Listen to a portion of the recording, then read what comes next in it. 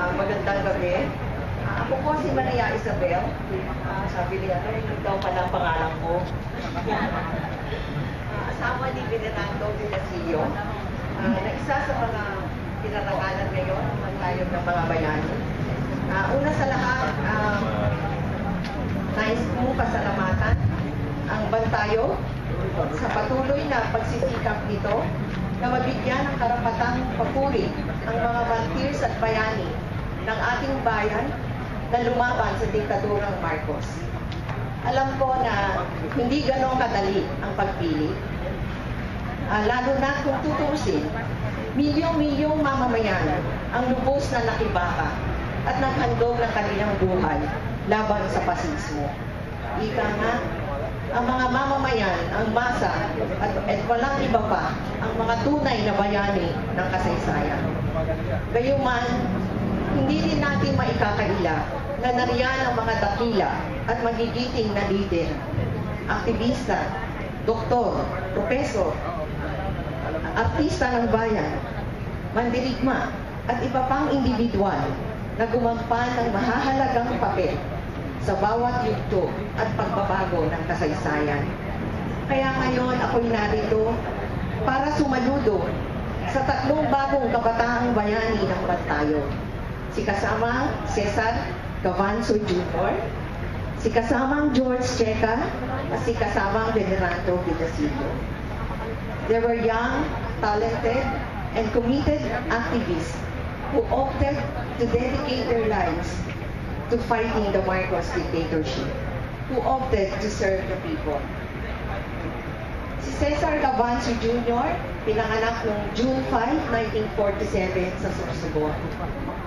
Si Jorge Checa noong February 25, 1951 sa Maynila. At si Venerando Villasillo noong Agosto 23, 1951 sa Iligan City, Mindanao.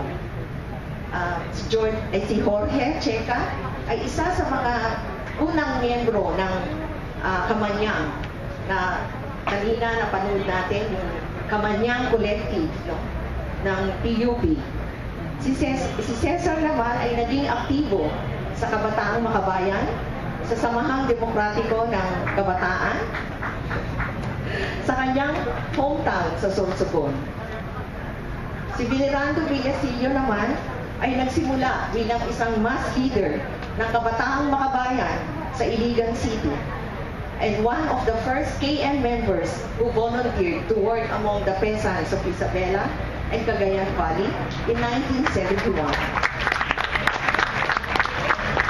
He was a trainer, politico-military trainer of the New People's Army, an organizer, educator, and martial arts instructor in Mindanao and Northern Luzon. The masses and the comrades of Cagayan Valley loved him so much that the NPA Operational Command of Nueva Vizcaya is now named after Venerando Villasillo. Today is one of my most memorable moments because now I can proudly tell our daughter, Tanya, and our son, Carlo, that their father, Venerando, is far from being a terrorist. At alam ko, na ito rin ang nararamdaman ngayon ng mga minahal at nagmamahal kay Jorge at Cesar. Indeed, it is because of their involvement for the poor and for true democracy and national freedom that their lives had to be brutally cut short by the Marcos dictatorship. Kaya, ang kanilang mga pangalan, na hindi ko na babanggitin ulit, ay karapat-dapat lamang maiukit sa Bantayog Wall of Remembrance. Higit sa lahat, karapat-dapat lamang na maiukit sa ating mga puso at alaala ang kanilang kadakilaan. As a comrade and friend from Cagayan Valley used to say, it is for us, the living, to honor our heroes and martyrs. It is for us, the living, to continue their legacy and their vision. Mabuhay tayong lahat.